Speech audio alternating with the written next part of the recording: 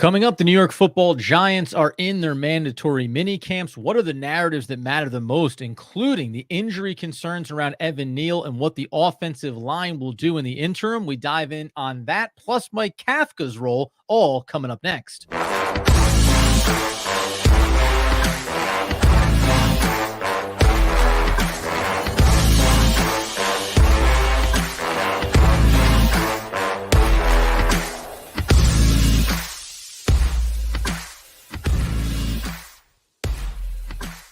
Yes, my friends, it is OGP, the One Giant Podcast, where you know that we are your hosts. Over here, Adam Armbrecht, over there, Andrew Makowitz. We're healthy, we're wealthy, we're wise. We're talking New York Football Giants mandatory mini camps.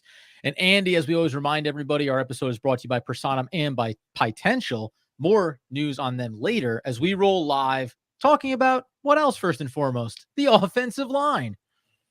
Adam, I have a feeling that while we did make some strategic offseason acquisitions and signings with the offensive line, this is still going to be a talking point throughout all of camp until we actually see what the offensive line is going to look like. Not only from who's going to be starting where, but also how good this offensive line can be. It feels like it's a multi-dimensional conversation. It's not just like when healthy, we know what the line's going to be, because we have no idea what it's still going to look like, even through the first session of mandatory minicamp. No, of course. Listen, when you want to get helpful insights as to what to expect, look no further than Coach Brian Daboll, who obviously, when asked about Evan Neal, came out and said, "Hey, you'll see him at training camp. Nothing to worry about there. We're going to be totally fine." Now, he has the ankle injury. We understand that. The one thing I'll just say quickly before we talk about what we saw in camp, who was playing where, and what we can draw from that in terms of safeguarding against not only poor play, but maybe the health for Evan Neal, is exactly that. Like, it's easy to talk about Evan Neal being bad over his young career so far, but he has also been injured. So it's the worst of both worlds. I do pause and at least try to give him some wiggle room, though it may not matter in the end, around the fact that he has been a player that has dealt with injuries basically every year that he's been a pro. It just hasn't mattered because even when he was speculatively 100% healthy, the performance has been bad. This now lingers, at least as of right now, into the summer. It looks like Daboll is at least indicating he'll be ready for actual training camp. Yeah, obviously Daboll says, we're going to ease off him a little bit. We were just working everybody out. And certainly it's so early on in camp. You have the Jets with Aaron Rodgers misses one day. It's like World War III happened over on the other side of the building in Florham Park. But for the Giants, look, Evan Neal back late July, I think July 26th is when training camp will start. There's going to be a whole host of time in between there. But Adam, you mentioned it before about Evan Neal. Not only has he been injured, but when he has not been injured, he has not looked good at right tackle. No. And it would be much easier for us to say, well, the injury is the reason why his performance on the field doesn't look that good. Of course. But that's just not the case. Like, he's been healthy. And when he's been healthy, at least to our understanding, the production and the efficiency has just not been there. Of course.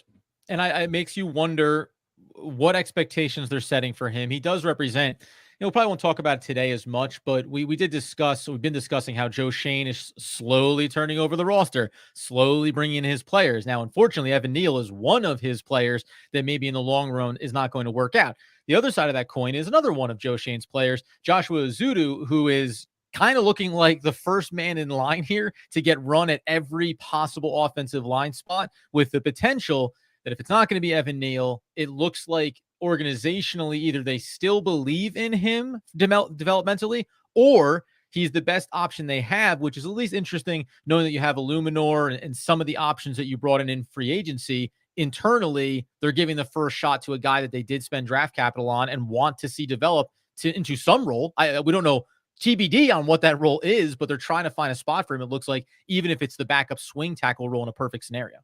Yeah, it is interesting to me, Adam, when we talk about Evan Neal, because tell me if you feel the same way on this one that I do, but I feel like we're talking about like kick Evan Neal into the guard spot, or maybe he's a rotational guy. I almost feel like if things don't work out for him at right tackle, like he will just sit on the bench and he won't play. I don't see a scenario where like he's like a part-time contributor, because even his part-time contributions are probably not going to be very good. So I don't fully understand this idea of like, oh, he's not good at this position, let's move him around. Like, he either is going to be the right tackle for the Giants, or I don't think he sees the field at all.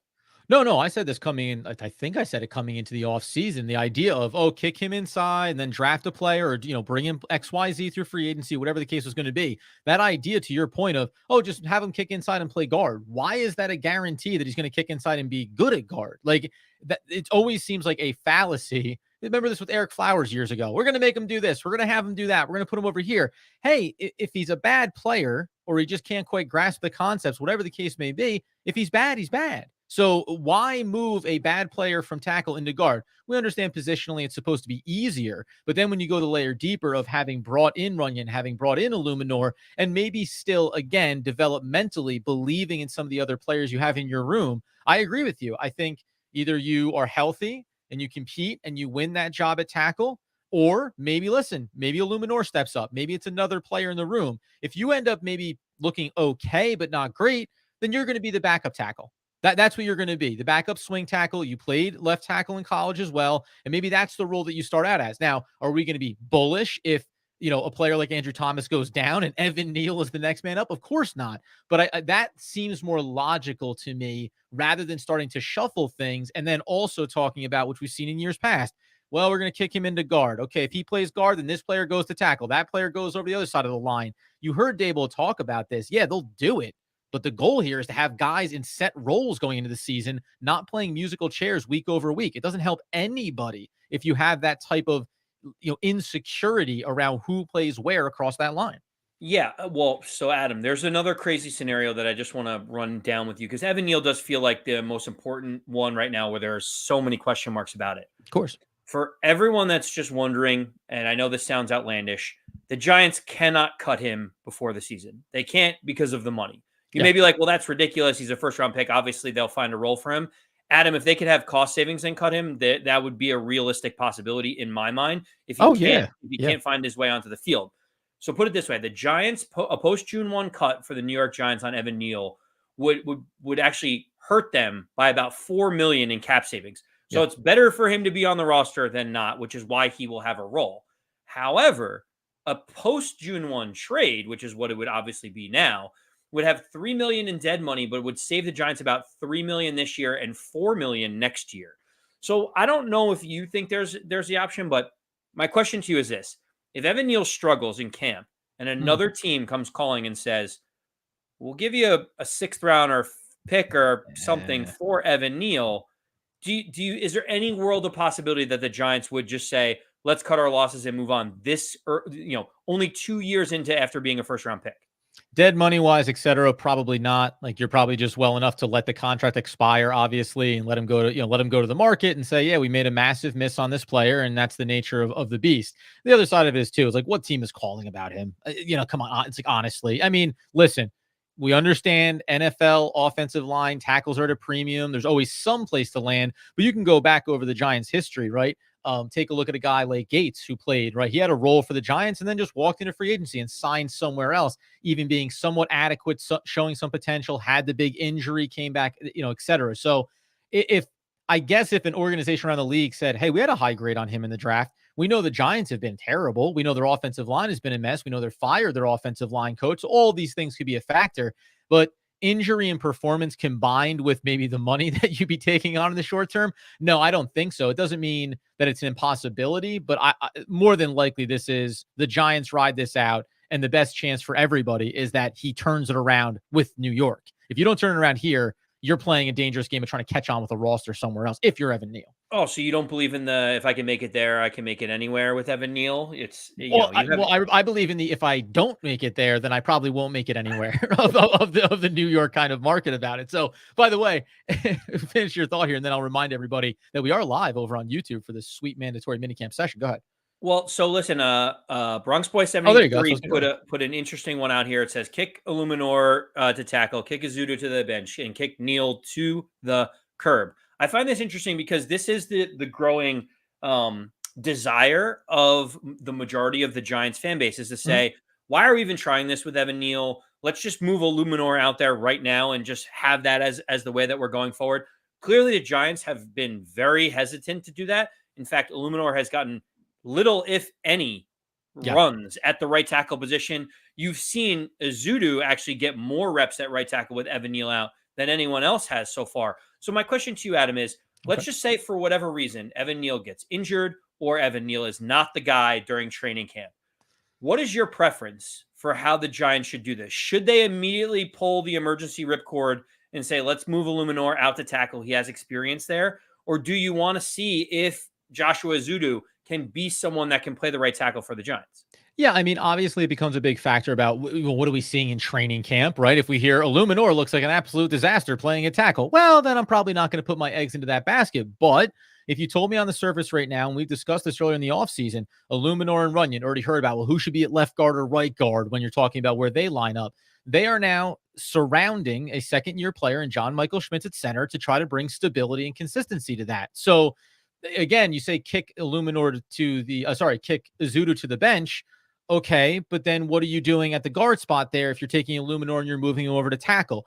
I don't know. Training camp's going to play itself out. We're going to have a whole episode about all the rookies and everybody and all the conversations. I think the more likely scenario here would probably be that that Illuminor stays at guard, Runyon stays at guard, Izudu gets a chance at tackle, and then because you would now have the money back from the retirement of Darren Waller, you can go to the market. I think it's either Izudu as of right now, Izudu gets the chance, maybe claims the job, and you say there's going to be some growing pains, but you like his trajectory, or the Giants go to the market to try to bring in a player to solidify that because you've already taken in these two pieces. Like, I understand the theory of, well, let's move the guys around that have played there. But I think the Giants and Joe Schoen would go the step further and say, no, we're going to bring in another established player if we can and continue to solidify this line and make it a Thomas, Illuminor, Schmitz, Runyon, and then player to be named on the open market. You know, the way that you ended that was so perfect. It's like we've done this before, Adam, because I was thinking the same thing. If you kick Illuminor out to the right side, then all of a sudden you still have question marks on how effective Illuminor is going to be. It's not like we're all of a sudden saying, well, Illuminor can be a Pro Bowl caliber right tackle or left guard. What do you want him to be? That's not necessarily the case. It's he can be potentially a replacement level or at least maybe above a replacement level at right tackle. But I think the question becomes if you move Illuminor over to right tackle, there's still question marks on that side. And then potentially you're moving Aaron Stinney into the left guard. What does that look like? All of a sudden you have multiple holes on the offense where you're like, I don't know if we can sustain what we need to. Whereas if you keep Illuminor on the left side and you have Andrew Thomas, Illuminor, John Michael Schmitz, and John Runyon Jr., then all of a sudden, if you're like, well, Azudu is the guy that we hope, or we have to go out to the market and get some kind of swing tackle, you also can start planning accordingly, right? Yeah. Do we need to keep a tight end in to maybe chip on the right side? We know the left side is secure. We know that what's in front of Daniel Jones on his blind side is going to be protected. It feels a little bit easier if only the right tackle is the issue that the Giants have, because one, the quarterback can see it being right-handed, and two, then you can start planning with tight ends in other ways, scheme-wise, to figure it out. If you have multiple holes, which is what the Giants had last year, with Justin Pugh having to come off the street, Evan Neal missing 10 games, the whole like John Michael Schmitz not looking well. It was just an influx of like pick the different lane or gap or hole that you want to blitz from, and the Giants have no recourse for it. Yeah, consistency. And you know, and you can make the argument about Thomas, and he's your best offensive lineman, so he'll make whoever's next to him better. But I keep coming back to the John Michael Schmitz of it all and saying his second-year player, he was okay, shaky at times in his rookie season. You need him to play well. You need him to grow in his consistency. So putting those bookends alongside of him and then going from there. And to your point, listen, I can have 3/5 checked off and have some question marks, or I can have 4 out of 5 with, yes, still a large question mark at the right tackle spot, but at least you know that that's going to be your biggest area of concern going into the season. Coming up here in a second, let's turn our attention over to one Mike Kafka. He had a notable quotable here coming out of camp, bringing up the question, is this guy even doing anything anymore for the New York Football Giants? We'll get into that here, as well as some other notes around having that additional cap space from the Darren Waller retirement in just one moment. Before we tap into this quote from Mike Kafka, go ahead and let you know this episode is brought to you by Potential, Pietential. Potential. It's an online free assessment tool for individual users, all about your well-being. Set a benchmark, use their tools to improve over time, and track your progress. This could be useful for a man like Mike Kafka, who maybe has had a rocky start in his New York Giants career as an offensive coordinator. Potential.com. Check it out today. Andy, check out whatever decision Brian Daboll makes about play calling goes with, I will support. That's from Mike Kafka, who we saw at the start of this camp in OTAs. We've seen Daboll at the helm calling these plays. We know Mike Kafka had coaching rumors over the offseason. Nothing comes to fruition. Lateral movements, nothing comes to fruition. I'm not putting down Mike Kafka here, but I think we have to acknowledge that Brian Daboll, for whatever did not work last season, looks like he's ready to take it on the chin here if it doesn't work this year. And Mike Kafka, there's a couple other notes here from him, but by and large, it seems like is going with the flow, and there's not going to be this pushback like we saw from an unnamed defensive coordinator one season ago. Yeah, well, I mean, there's no pushback because Mike Kafka seems to Where you be pushing? well, yeah, well, that's the first thing is like where you're pushing to where. Like you obviously interviewed for the Titans job, you obviously interviewed for the Seattle Seahawks job. You didn't get the Seattle Seahawks job. Then uh, I think it's all understood at this point. I think it's safe to say that Mike Kafka was told very early in this offseason, you are no longer going to be calling plays for this team Right. because he then ended up interviewing for the offensive coordinator position for the Seattle Seahawks after interviewing for the head coaching job. So Right. he started talking about lateral moves where he could get more responsibility. I totally can see like all the reasons behind that. But, he says his role is now supposed to be quote unquote, and this is from Jordan Renan, complimentary to Daboll. And he's been getting feedback and whatever play calling decision Daboll wants to go with, as you mentioned, I'll support it. Everyone is saying it without saying it. He has known since the start of this, which is why he was trying to leave the Giants Yeah. before, that this is going to be his last hurrah if he's going to be here. He doesn't have the same responsibilities. He's going to be an advisor to the offense. Maybe he'll suggest things in practices and maybe advise on what he's seeing from the booth to Brian Daboll. This is Brian Daboll's show. I feel bad for Mike Kafka because he is highly regarded around the league. Mm-hmm. But if you're Brian Daboll, he had no other choice but then to take back play calling duties, right? Like if you're Brian Daboll, you're like, if I'm going down calling my own plays because that's what I've been known for. That's where I had my success. I'm not going to put it in the hands of someone else when I have the ability to take play calling like over myself, and it's the final call. You got to respect Daboll for doing it, and it really does put Kafka in a tough spot, though. Well, isn't it funny too that Kansas City and obviously Andy Reid, and then you have Eric Bieniemy, and the length of time where it was like, well, the offense is so good, why can't Bieniemy get an opportunity? It's like, well, that's probably more Andy Reid than it is Bieniemy.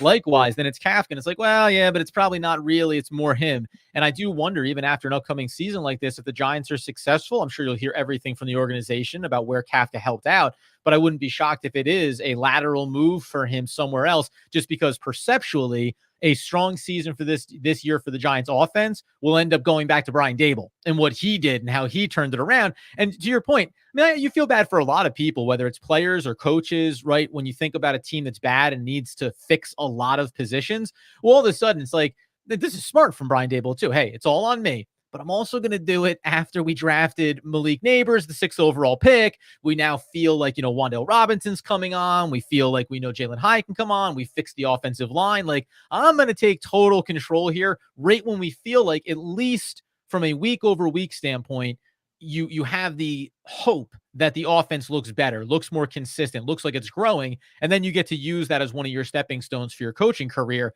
as opposed to Kafka, who gets to be, well, really bad team. Every single quarterback injured a year ago, known to throw the ball, dude. The stats are all awful.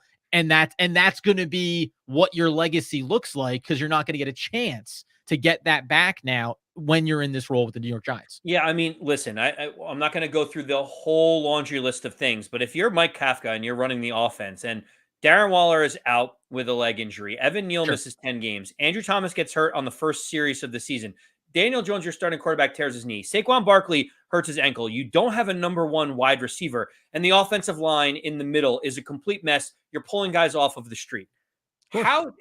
What is the short list of play callers that could have been with the Giants last season that would have had significantly more success than what Mike Kafka was? Like, honest question to you. Do you feel like anyone could have succeeded given the situations and circumstance that last year provided?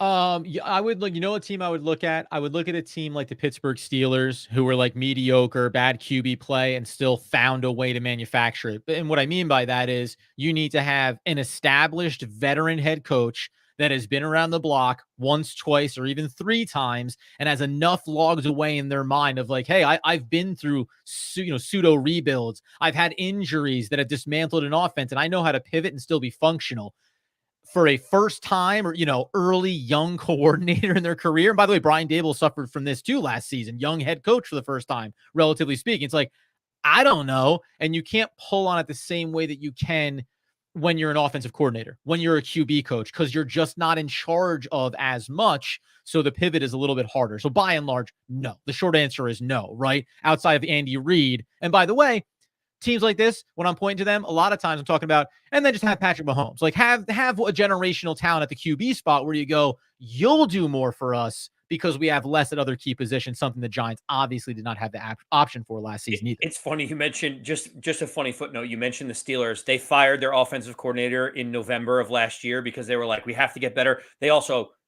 traded away their starting quarterback at some point, Sure. and they still manufacture 8 or 9 wins. Yeah. My question to you on this upcoming season and play calling is, do you think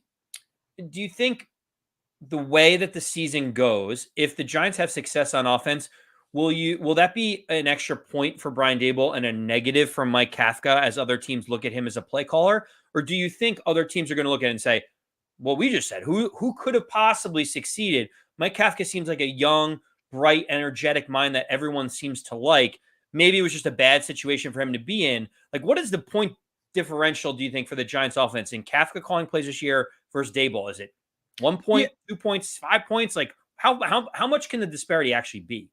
I don't think it hurts Kafka too much if the team is successful this year. I think it greatly helps Brian Dable because it's him saying, hey, I'm taking on more control, more responsibility, and I'm not going anywhere either. There's the John Mara quote about that, or the sentiment around John Mara of like, he's dedicated to Joe Schoen and Brian Dable. He's not going away, barring an absolute disaster from this tandem going into what would be their 4th year together after this upcoming season. So it doesn't, I think it can only help Brian Dable. I don't think it diminishes Kafka. I can see him another year later, maybe a new rookie head coach gets hired somewhere else and he gets brought over as the offensive coordinator. And the expectation is he's really going to help him run that rookie head coach, the offensive side of the ball, and elevate himself back up. No, it's like a gap year, man. This is like going and studying abroad for a lot of these coaches. I think when they come here, the interesting contrast would be a coach like Wink Martindale, who seemingly went from a high profile in Baltimore, comes to New York, flashes a little bit. Maybe it doesn't work out.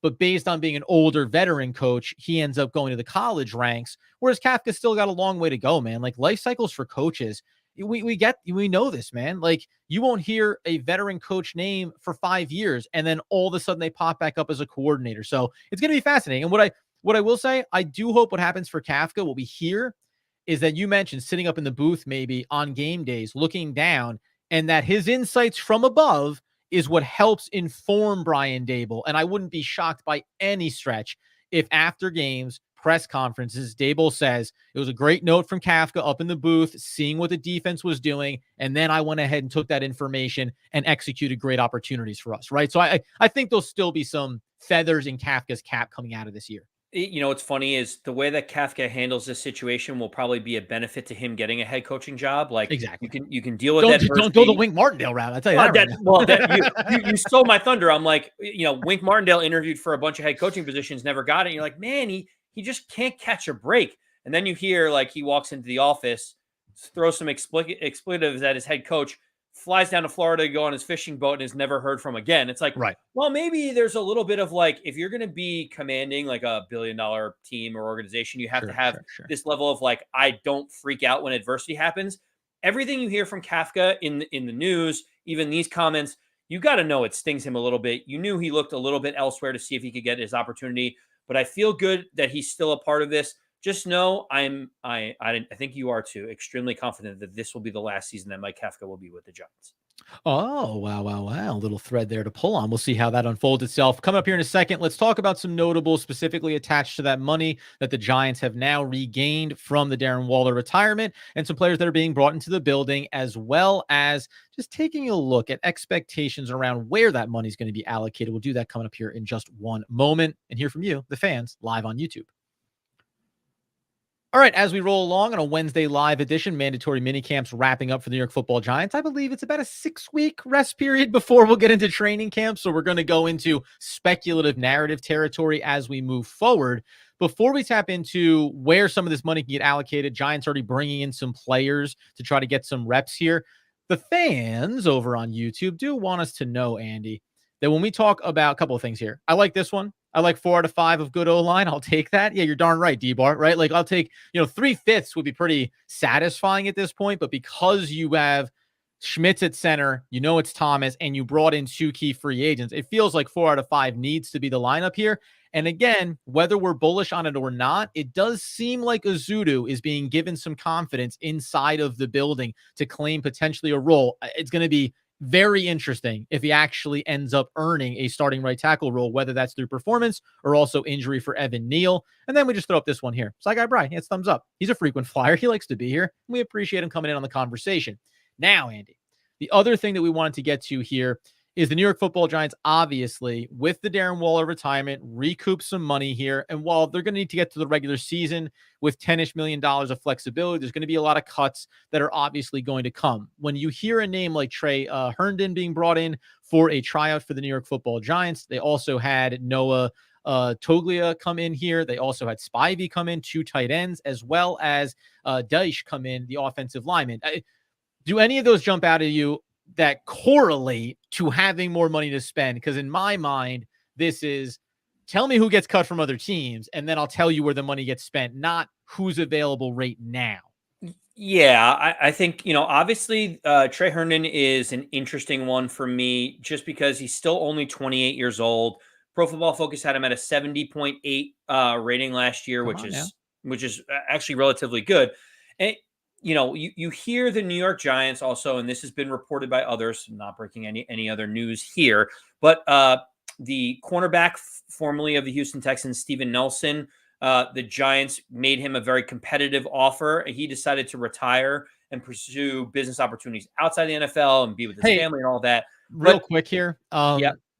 I always hate the look when a team is pursuing a player that decides to retire. It's never a good look to be like, come on, baby, you want to come play? And he's like, honestly, I don't even think my body could take it. I'm out of here. Like, it's just, something about that. Well, how does it look when a guy walks away from $10 million under contract and retires in what Darren Waller did? That probably doesn't look too good either. But the reason why I brought up Steven Nelson is because he had about 5 or 6 different teams, including the Texans who had him last season, that were putting competitive offers together to have him come back. And he just retired. The reason why I bring that up is because the Giants are still, as much as they want to say, we're going to give Darnay Holmes a try. We're going to see Nick McLeod on the outside. We're going to try Cordell Flott on the outside. The Giants are still searching for another veteran cornerback. Like, they make no mistake about it. And so Trey Herndon is a guy that's been in the league, 28 years old. I think it would be very interesting to bring someone like that in. So you mentioned a few of the different names. That's one that kind of pops in my head is like, that's interesting. But again, is he going to go for more? Is he going to go for more than the veteran minimum at this point now that he's a free agent? I don't know. Yeah. The only other things I could think about, Adam, the only ways that I could see the Giants spending this free agent money that they may have available now that Darren Waller is out is if Evan Neal ends up being an unmitigated disaster and they have to pay accordingly to even spend $4 or $5 million to get a swing right tackle that can at least in a pinch help the Giants out because they can't have the same disaster they did last season. Yeah, one other note that I would make around that potentially, and we'll probably discuss this as we work forward here in the offseason, would be trade opportunities, right? Is there an option for the Giants to go and acquire a player from another team that maybe is entering the final year of a contract they don't intend to renew? And the Giants can look at it as, well, we have the cap space to bring you in. Maybe we see it as a long-term opportunity to extend you at that point, specifically in the secondary when you think about, are we talking about players in the building, veteran Band-Aids, or maybe guys that are ready to get a big payday, and the Giants like that option going forward across from Banks, as opposed to waiting for next year's draft class and having to spend another first or second rounder in that category. By the way, it's worth mentioning that Trey Hawkins and also Robinson, 2 players that weren't there for mandatory mini camps. Hawkins just for injury, obviously late round pick. But Robinson, a guy that we keep dreaming on, and this injury, the injury list for him, when you talk about a player like that, it's like I keep having a hard time banking too much equity emotionally into him as a player, in spite of how good he very briefly looked for this team. And that goes, and you mentioned Darnay Holmes there as well. It's another name, another guy. Hey, we're going to give you some run here. We're going to keep trying guys. Cordell Flott obviously has been mentioned in that vein as well. So you can tell the Giants are looking for someone to answer that question that they clearly still have. But I think we need to set the expectations for everyone, and this is what's been talked about by beat writers like Dan Duggan and Jordan Renan, is that the high profile ones like Xavier Howard, J.C. Jackson, Adoree Yeah, yeah. Jackson, Stephon Gilmore, Patrick Peterson, those guys that are 29, 30 years old, that are veteran leaders that were making $8 to $10 million last year. That is not where Darren Waller's money is going to be spent. As much as we would like to shore up the other cornerback position, the Giants need some of that money to, obviously, as you mentioned in previous episodes, just to operate transactionally through the course of the year, elevate guys from the practice squad, sign somebody, be able to convert money, do whatever they need to do. So the cost of doing business is going to eat up about half of the money that Darren Waller is using anyway. So when we're talking about these guys that have a market value of $6, $7, $8 million that are just waiting for their opportunity, Adoree Jackson on Spot Track, his calculated market value is $10 million right now. So if you're expecting a reunion, even at a discounted price for Adoree, it just doesn't seem like it's in the cards for the Giants. They're actually looking, to your point, at guys like Trey Herndon, who they brought in. Well, who they bring in informs these things. If you look at Trey, he had a $2.58 million salary last year, performed pretty decent in limited action. That's the type of move that the Giants are looking at, not the top 5 big names in the cornerback market. Of course, of course. So it'll be interesting to see what they do with them. They're obviously live on YouTube right now. I'll highlight King Harlem here, who I think I understand your overall sentiment. The whole line, except for Thomas, needs to be renewed. The my pushback here would be one. John Michael Schmitz is going into his second year as a center. They just spent a second round draft pick on him. Like, he's going to be a part of this line. That's what they want to be, even if his rookie campaign was a little bit shaky. And then secondarily, while neither Runyon or Illuminor represents the long-term future of this line, like that's the construction right now. The theory is we have 4 out of our 5 positions solidified and locked up. And the dream is, as we said at the top, that these players lock into their roles going into training camp, and you feel like you have the consistency, even if you have one of those question marks looming very large at right tackle.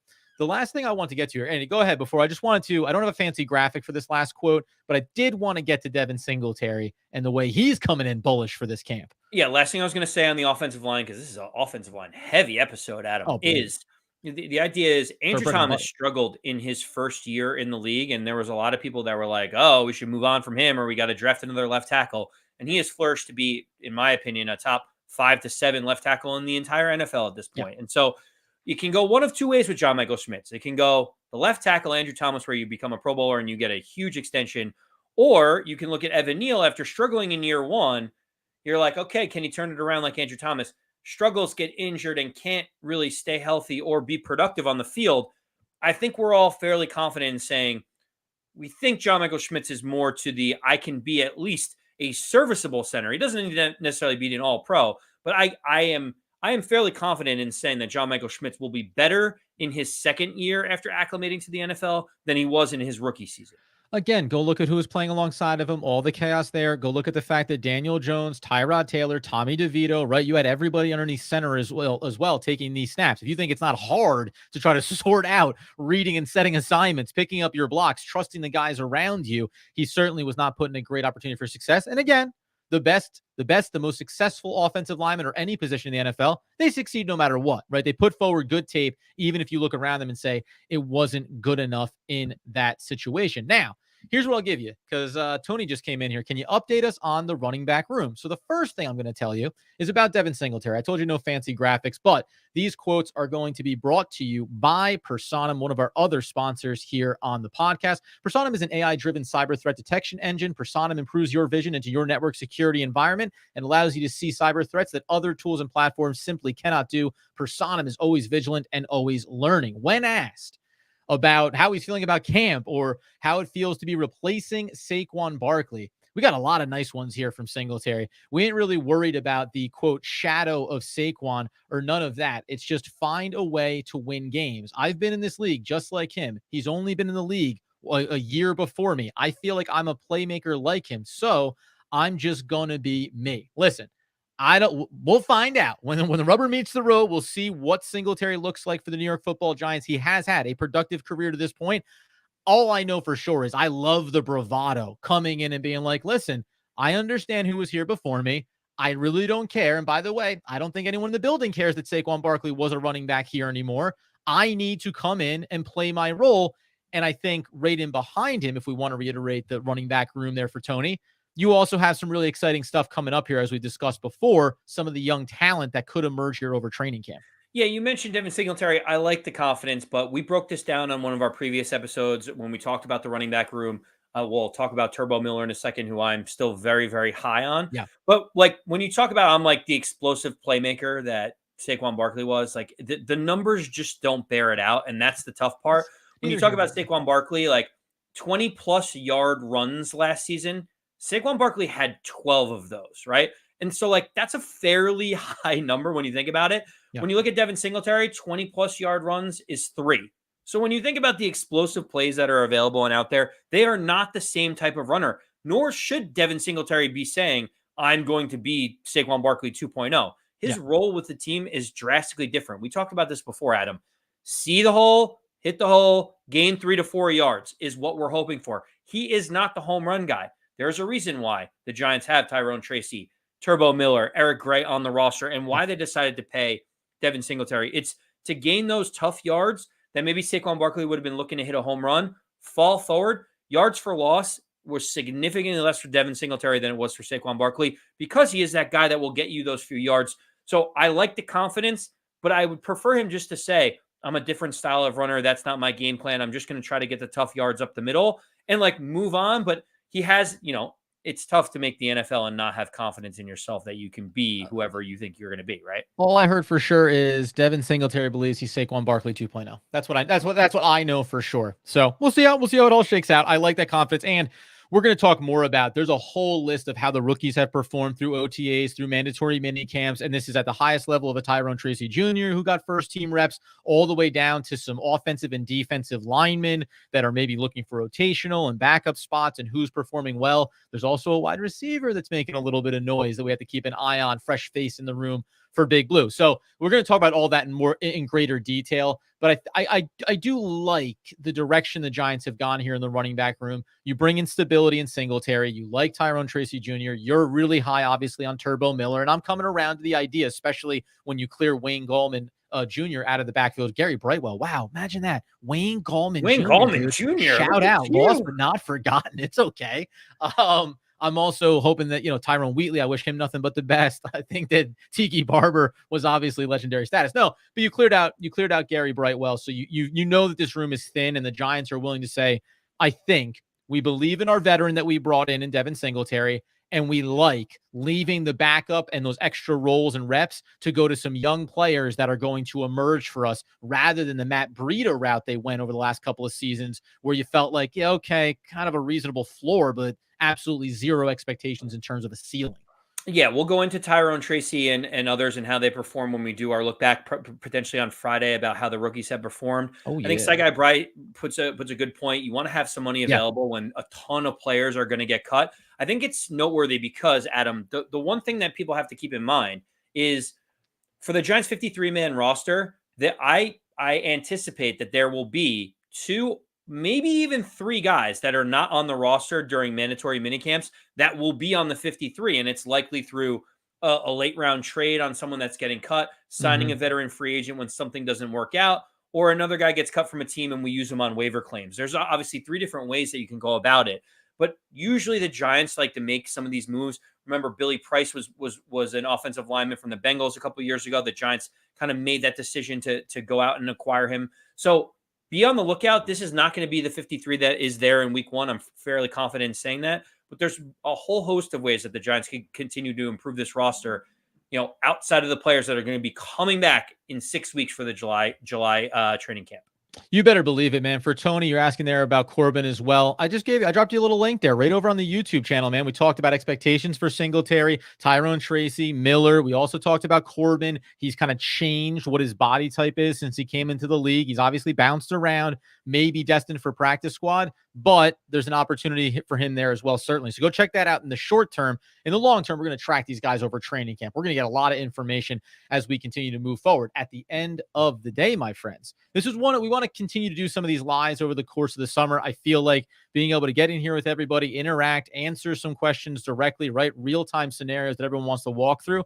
We're going to continue to do these. So make sure you're over on YouTube, getting those alerts turned on for One Giant Podcast. Over on X, it's at AMAC214. It's at Adam Arbrecht. It's at One Giant Podcast as well. On the podcast feed, which is we're in this evolutionary stage of the podcast that we're always trying to get to the ultimate goal here. So you should see some interesting things coming there, as well as I'm going to throw this out to you all right now. In addition to supporting our sponsors, we are going to start to be launching some avenues where if you want to support the podcast monetarily, we want to provide you with additional content, additional ways to just soak yourself in all things New York Football Giants. So be on the lookout for that, because we continue to try to build this thing in a way that we think serves you, the fan base. We talk about the team like we think you guys do as well, debating all these great topics. So that's all the ways you can help us. We greatly appreciate it.